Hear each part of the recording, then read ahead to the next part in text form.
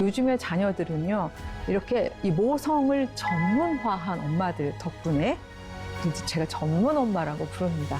이제는 전업주부가 아니라 3세대 엄마들은 전문 엄마인데요. 이런 전문 엄마 덕분에 자신의 주체적인 선택을 할 수가 없는 지경에 이르렀던 거죠. 앞으로 이 4세대의 금과 선을 정말 대부분의 사회 구성원들이 살기에 아름답고 안전할 수 있게, 또 행복하고 건강할 수 있게 만들 수 있는 능력이 있을까? 를 질문한다면 저는 그 부분이 참 회의적입니다.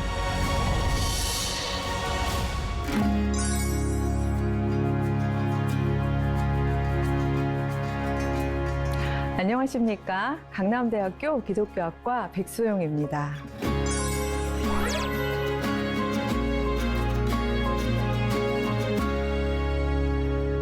오늘은 4차 산업혁명 시대의 포문을 여는 이 시점에서, 그리고 제가 분류한 바대로라고 치면 3세대가 저무는 이 시점에서 소위, 그러니까 요즘 부모님들이신 거죠. 그 3세대 부모님들이 최선을 다하고 있음에도 불구하고 무엇이 문제인가, 이 지점을 한번 짚어보도록 하겠습니다. 제가 교육학자로서의 시점도 아니고요. 그렇다고 또 완전히 신앙적인 차원에서 신학자로서의 입장, 이렇게 돼야만 하지 않겠어요? 하는 호소도 아니고, 이 부분에 있어서는 제가 사회학과, 교육학과, 또 신학을 종합적으로 한번 넘나들면서 그렇게 분석을 한번 해보려고 합니다. 제가 지난 시간에 영끌이라는 말씀을 드렸었습니다. 영혼까지 끌어당겨서 우리 아이들의 교육을 시킨다, 뭐 이런 이야기를 말씀을 드렸었는데 낯설지 않죠. 저는 제가 굳이 분류한다면 저는 2세대 부모님의 자녀인 셈입니다. 1, 2, 3, 4세대 이거 조금 정리가 되어야 되겠죠. 여기서 1세대는 산업혁명 1세대를 얘기한 건 아니고요. 전통사회를 제가 1세대로 분류를 했습니다. 그러니까 수렵 채집부터 그 산업화 이전까지 그 어마어마한 기간을 제가 다 그냥 1세대로 본 거죠. 예, 왜냐하면요, 굳이 그 세대를 그렇게 본 이유는 소위 인간이 지성을 사용하지 않는 시대라는 공통점이 있기 때문입니다. 그 시대의 교육과 다르게 2세대, 3세대, 4세대 앞으로 살펴볼 바로 이 세대의 교육들은 다 모던, 근대라는 사회 안에서 우리 부모님들이 수행하시는 그런 교육이라고 볼 수 있는데요. 1세대에서 2세대 넘어갈 때요, 우리나라만 해도요, 부모님들은 농촌에서 농사 지시고 뭐 소 키우시고 하시던 분들 대부분 우리 아이가 약간 똑똑하고 지성적 능력이 있는 것 같다. 그러면 어떻게 하셨죠? 막 소 팔아서 막 그 등록금 마련해서 그래가지고 서울로 유학 보내고 이런 일들이 많으셨죠. 그런 식으로 해서 또 학교 공부를 열심히 하고 이 소위 말하는 현대사회의 새로운 금, 선, 제도에서 꽤 괜찮은 위치에 안정적인 자리에서 소위 생존력과 또 사회적 성취를 이루며 살아갔던 그런 분들이 소위 제 세대거나 아니면 저보다 조금 윗세대, 2세대 정도의 분들이라고 생각을 합니다. 제가 자라던 시대의 금과 선은 제도로 표현하면 뭐라고 부르냐 하면요, 관료 제도라고 이야기를 합니다. 우리는 관료 아닌데요? 제 직업은 관료 아닌데요? 라고 생각하실지 모르겠지만 사회학에서는 여러분이 어떤 직업을 가지고 있으시더라도 그게 직급이 있는 거면 그걸 관료제적 직급이라고 이야기를 합니다. 여기서 관료라는 말은요, 프랑스 말로 뷰러라고 하는데요. 뷰로크라시 하면 크라시 하면 통치한다는 뜻이거든요. 그러니까 사무용 책상을 뷰러라고 하는데요. 사무용 책상이 통치하는 금과 선과 제도의 시대로 접어들었다. 그게 2세대입니다. 이제 신분제는 없어진 거예요. 출생에 의해서 운명적으로 위아래가 정해지던 시절은 끝났죠. 그런데 새로운 금과 선이 생겼는데 그 새로운 금과 선은 나의 전문적 지식으로 직급이 생기는 거예요. 근데 내가 부장, 그쵸? 상무, 사장 이런 식으로 이거는 항구적인 직군은 아니죠.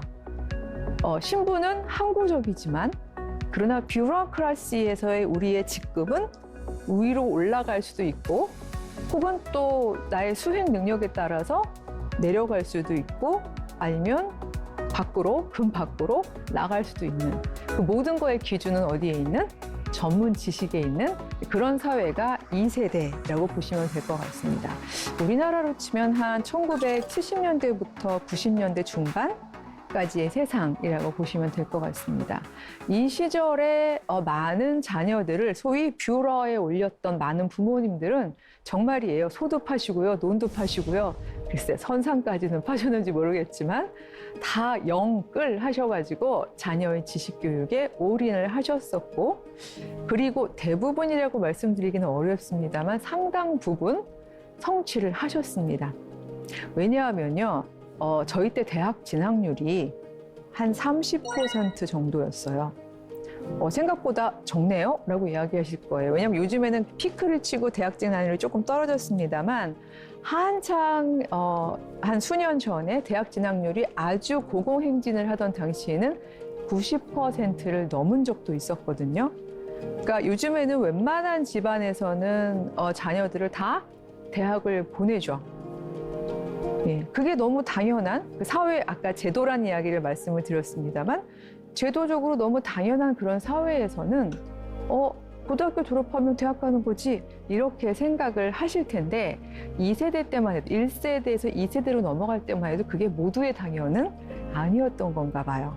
그러니까 그렇게 빠르게 소 팔고 땅 팔아서 서울로 유학 보낸 집의 자녀들은 안정적으로 뷰러에 올라갈 수가 있었고 그분들이 요즘에 젊은이들이 굉장히 적대감을 가지고 있는 기득권은 다 가지고 계신 어른 세대 여러분 이러면서 586이라고 부르기도 하고요. 그래서 바로 그런 세대의 마지막까지가 소위 지식교육을 통해서 안정적인 뷰러, 사무용 책상에 앉았던 분들입니다. 인간에게는요, 이 제도적인 습관, 제도적인 습성이 굉장히 오래 갑니다. 바로 이런 것들을 보아왔고 이렇게 부모의 투자가 과감하고 지속적인 투자가 자녀들에게 안정적인 뷰러를 준다라고 그리고 그걸 보아왔던 우리 한국 사회에서는요. 소위 말하는 지금은 3세대 끝물임에도 불구하고 여전히 영끌하셔가지고 자녀의 지식교육에 가계에 너무나 많은 부분들을 투자하고 계십니다. 하지 말라는 뜻은 결코 아닙니다. 이 이야기가 3세대가 저물고 있다니까 우리 아이들한테는 그럼 투자를 하지 말고 우리 아이들의 자녀 교육에 별로 관심을 안 기울여도 된다는 뜻인가 보다. 그냥 방임형으로 놔둬도 된다는 뜻이구나. 이렇게 오해를 하시지는 않으셨으면 좋겠습니다. 모두가 달리고 있을 때요. 모두가 지금 다 어떤 한 제도와 그 안에서 막 사로잡혀서 경쟁하고 있을 때 우리 아이를 너무 튀게 만드는 행위도 그것도 그 아이가 자발적으로 튀어서가 아니라 부모님이 그렇게 앞서가시면서 하시는 행위도 아이에게는 굉장히 과한 부담일 수 있고 또 그 아이가 다 받아들여지기가 어려울 수 있기 때문입니다. 하지만 한 가지 주의하셔야 하는 것은요. 왜 그런 거 있죠. 너무나 애써서 과도하게 지금 투자하는 것이 과연 효율성이라는 말이 좀 모호합니다만 과연 안정적으로 우리의 아이들을 뷰러에 앉힐 수 있을까라는 부분을 놓고 봤을 때 1세대에서 2세대로 넘어갈 때보다는 지금 2세대에서 3세대 혹은 3세대에서 4세대로 넘어가고 있는 이 시점에 있어서는 훨씬 위험할 수 있는 여러 가지 요소들이 많다는 지점입니다. 아주 가장 첫 번째는요. 1.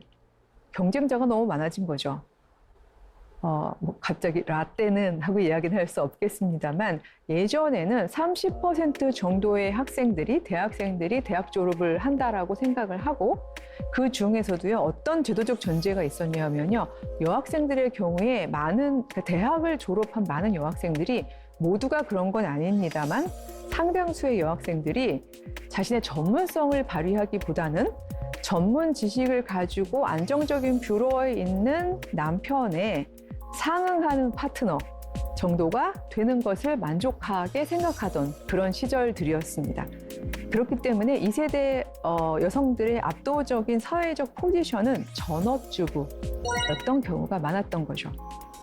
전업주부라는 이름이요, 인류 역사상 계속 지속적으로 있어왔던 사회적 범주가 아닙니다. 2세대에만 오직 있었던 범주예요. 정말요? 네, 맞습니다. 1세대는요, 전업으로 주부였던 사람들 없었습니다. 귀족 여성, 전업으로 주부일 필요 없죠. 생산 여성, 전업으로 주부일 수 있는 상황 아니죠. 생산노동도 해야 되는 거예요. 네, 그래서 1세대 분들은요, 전업으로 주부를 하진 않았어요. 오직 2세대에 와서만, 즉 산업화, 1, 2 산업화를 의미합니다. 생산력이 막 향상되었다고 말씀드렸었어요. 그렇기 때문에 그때는 이제 드디어 한 사람이 기계를 활용하고 인간의 지성과 콜라보한 외벌이 노동이 가능했던 시절이고, 외벌이 노동이 가능하다면 대부분은 아빠들이 나가서 일을 하는 거죠. 엄마는 아무래도 이제 아이를 임신, 출산, 양육을 해야 되는 생물학적인 신체 구조를 가지고 있다 보니까 그 경우에 부부의 합의는 아빠가 나가서 돈을 벌고 엄마가 집에서 전업으로 아이를 기르는 방식의 합의를 당연히 많이들 하게 되었을 거고요. 그러면서 소위 말하는 전업주부라는 것이 2세대에 생겨나게 되는 겁니다. 그러니까 이 전업주부, 즉 아이의 양육을 전업으로 담당하는 주부는 2세대의 산물인 셈인데요. 그래도 2세대 전업주부들은요, 돌보고 케어하고 양육하기는 했지만요, 아이들을 매니지하지는 않으셨어요. 그렇기 때문에 어떻게 보면 2세대의 부모님에게서 자란 아이들이 제일 행복했던 것 같습니다. 왜냐하면 아빠 밖에 나가서 안정적으로 돈 벌어 오시죠. 엄마 집에 있으면서 집밥 해주시고 나를 사랑으로 길러주시는데 공부를 가지고 막 나를 좌지우지하시지는 않죠. 그러니까 나는 난대로 살아가면서도 안정적이고 정서적으로, 그리고 적당한 공부도 지지를 받으면서 살 수가 있었던 거예요. 근데 문제는 3세대 엄마입니다. 3세대 어머님들 개인을 공격하는 건 절대 아닙니다. 2세대 전업주부가 그냥 그대로 3차 산업혁명을 진입하다 보니까 3세대 엄마가 된 거예요. 갑자기 다른 분들이 아닙니다. 이 3세대 엄마들이 발견하는 새로운 제도, 금선은 뭔가 하면요, 어마어마하게 경쟁이 된 거예요.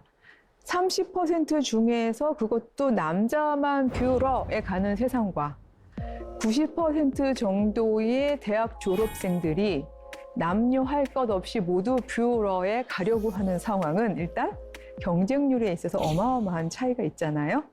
이제는 더 이상 여자라고 해서, 아마 젊은이들은 이런 얘기 못 들어봤을 거예요. 대학 졸업하고 젊은 여성이 저 지금 신부 수업하고 있어요 라고 이야기를 하면 요즘 아마 젊은이들은 그게 무슨 수업인가요? 라고 물어볼 것 같아요.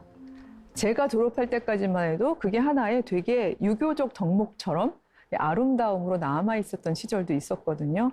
근데 3세대는 그렇지 않습니다. 더욱 치열해진 경쟁 속에서 이젠 남녀의 성별은 중요하지 않고 자리는 한정되어 있는데 아주 비슷비슷한 전문성을 가진 사람들이 모두가 몰려가고 있는 시점이죠. 이러다 보니까 제가 걱정하는 것은 엄마들은 점점, 또 아빠들은 점점 더 경쟁적으로 아이들의 교육에 투자하게 되는데 투자한 만큼 그 성취가 되어지느냐? 그렇지 않은 경우들이 많고요. 실제로 주변에서 보다 보면 그 실패가 인생의 실패는 아니건만 그거를 그 한 인격의 전인격적인 실패로 간주하게 되다 보니까 가족 간의 관계도 무너지고요. 그리고 사실은 사랑으로 길러낸 건데 서로가 너무너무 등지고 척지고.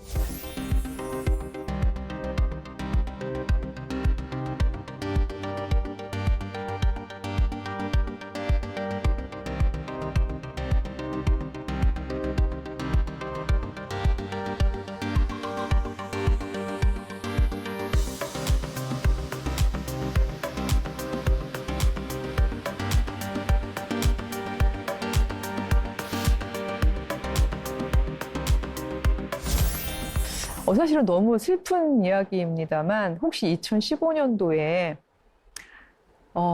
학원에 가기 싫은 날엔 이라는 시가 잠깐 나왔다가요.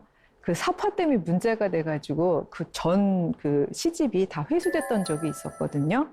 그게 이순영이라는 초등학교 여학생이 쓴 시였어요. 제가 시를 다 읽지는 않겠습니다. 내용이 굉장히 잔인할 수 있고 폭력적인 언어일 수 있는데요.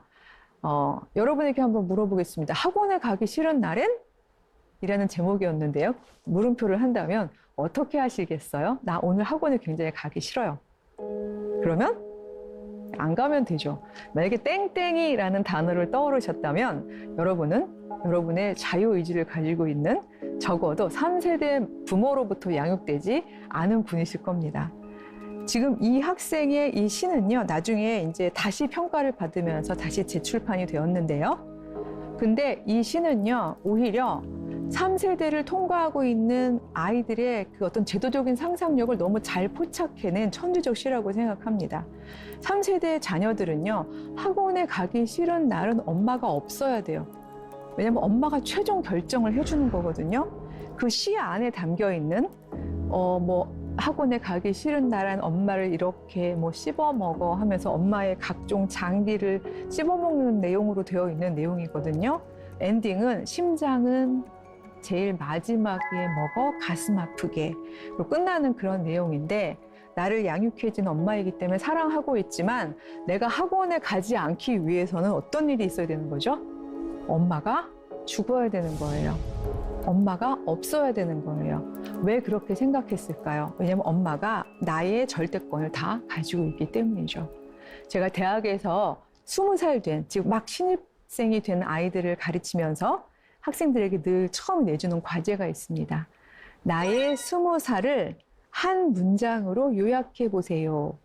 그리고 왜 그런 문장이 나왔는지를 한 장 정도로 설명해 보세요. 이런 문장을 받고 그걸 보면서 이제 학생 지도에 도움이 되고자 그런 과제를 내주는데요. 한 여학생의 그 문장이 제 마음에 확 사로잡혔었습니다. 나의 20해는 내 존재의 경계를 끊임없이 침범해 들어오려고 하는 엄마와의 전쟁이었다. 이렇게 적었더라고요. 그러니까 바로 이런 시나 이런 문장들이 하나의 개별 문장이 아닌 시대가 소위 3세대입니다. 정말 너무 우리 아이 잘 키우고 싶고요. 어디 나가가지고, 이건 나만의 자랑이 아닌 거죠. 어디 나가서 우리 아이가 멸시받거나 왕따 당하거나 혹은 자존감이 떨어지지 않게 하기 위해서 애쓴 거였음에도 불구하고 요즘의 자녀들은요, 이렇게 이 모성을 전문화한 엄마들 덕분에, 제가 전문 엄마라고 부릅니다. 이제는 전업주부가 아니라 3세대 엄마들은 전문 엄마인데요.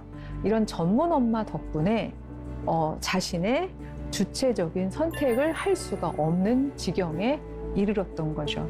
이게 3세대 부모로부터 자란 자녀들의 제도적 감정입니다. 제가 종종 특강 가면 그런 이야기를 많이 합니다. 3세대의 마음을 기독교적으로 부르면요, 삼위일체맘이라고 부를 수 있어요. 이렇게 말씀을 드리거든요. 그럼 이제 귀를 쫑긋 하시는데요. 보세요. 하나님을 대체합니다. 내가 너를 낳았노라.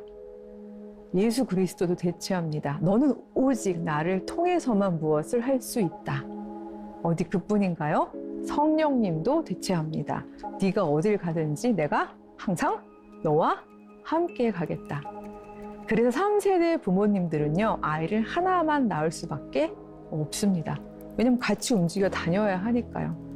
어쩌다 둘이나 셋을 낳게 되면 너무 슬픈 일인데요. 선택과 집중을 하십니다.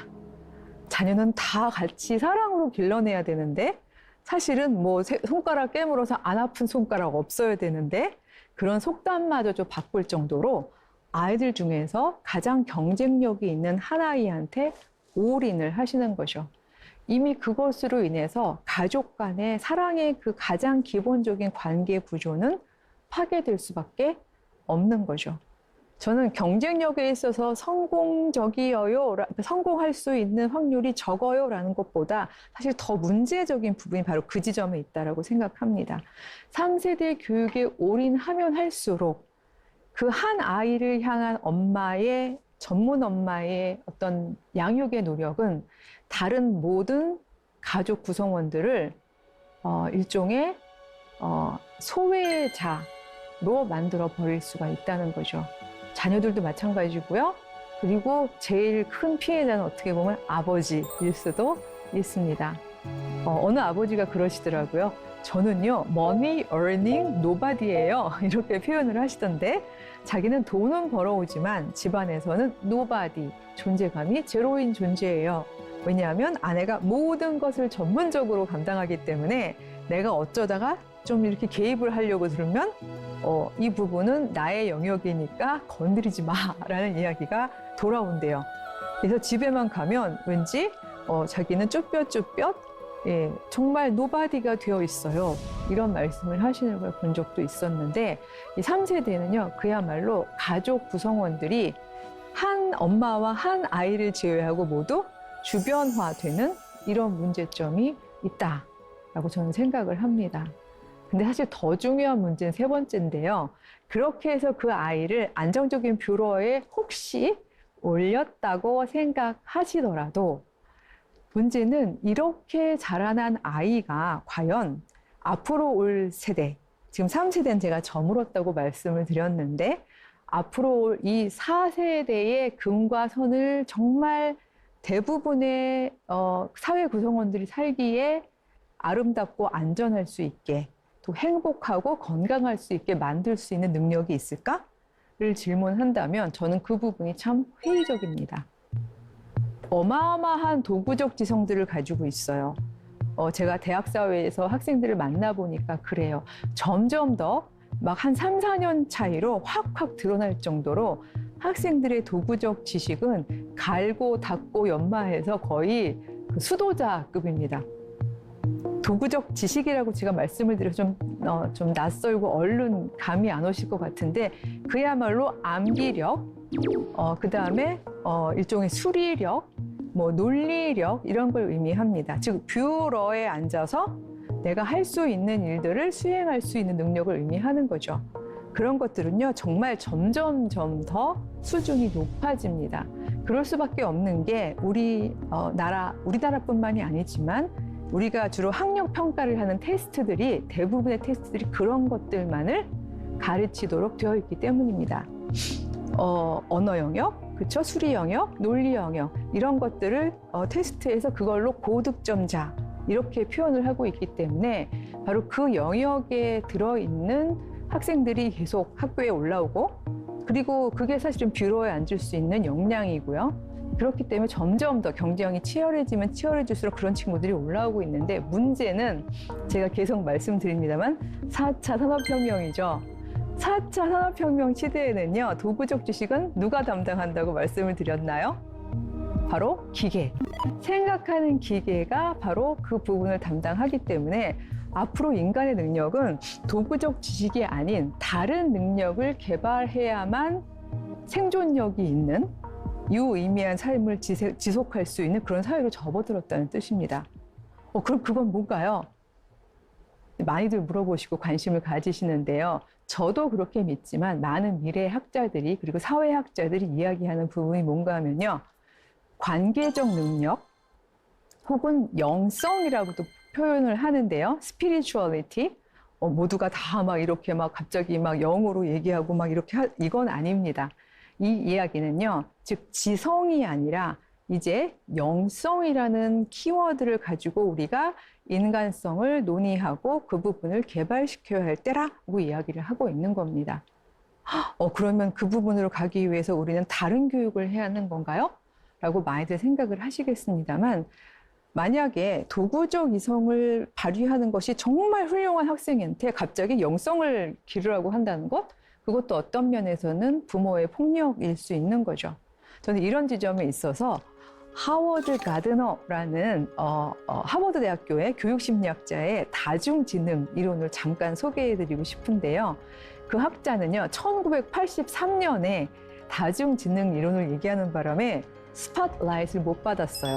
아마 지금 얘기하셨으면 완전히 인기 짱이셨을 텐데 1983년에 주목하는 이유는 그때는 그야말로 안정적인 뷰러가 글로벌하게 세계적으로 팽배해 있었기 때문에 다중지능 이론이 그렇게 아주 매력적으로 느껴지지 않았던 거죠.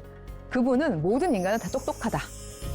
다만 똑똑한 영역이 다르다. 이렇게 얘기하신 거죠. 언어적으로 똑똑할 수 있고요. 수리 논리적으로 똑똑할 수 있지만 음악적으로 똑똑할 수도 있고 자기 성찰적으로 똑똑할 수도 있고 대인관계 면에서 자연 관찰의 면에서 혹은 공간 지각력의 면에서 혹은 신체 운동력의 면에서 인간은 각각 다른 방식으로 똑똑할 수 있다라는 이야기를 한 분입니다.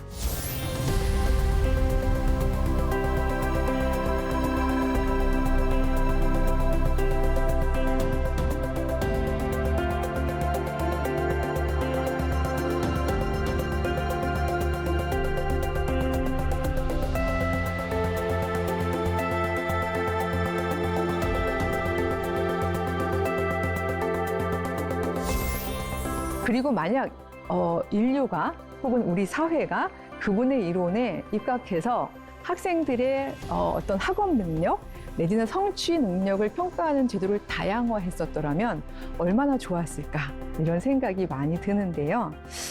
그런 점에서 우리가 4차 산업혁명 때 필요한 인간의 역량이라는 부분을 놓고서 다음 시간에 조금 더 세부적으로 함께 공부해 보도록 하겠습니다. 감사합니다.